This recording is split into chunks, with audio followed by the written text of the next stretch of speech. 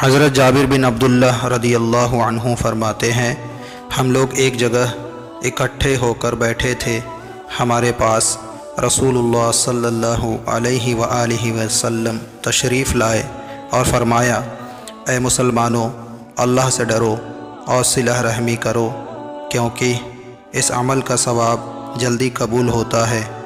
جنت کی خوشبو 1000 سال کی مسافت سے محسوس کی جا سکتی ہے، لیکن والدین کا نافرمان اور قطع رحمی کرنے والا اسے سونگھ بھی نہیں پائے گا۔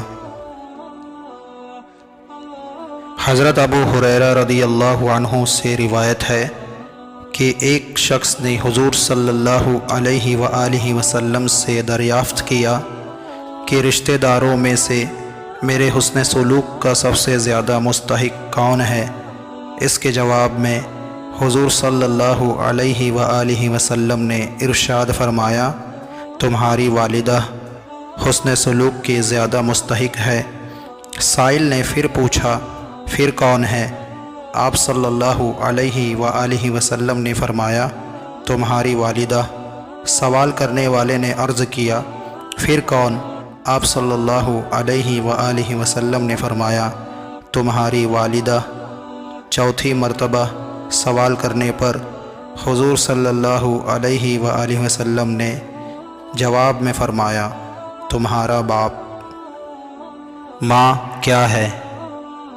ماں صبر اور برداشت کی عظیم کہانی ہے۔ ماں ہر درد کی دوا ہے۔ ماں ہمت اور طاقت کا نام ہے۔ ماں سایہ رحمت ہے۔ ماں اندھیرے میں اجالا ہے۔ ماں قدرت کا سب سے انمول تحفہ ہے۔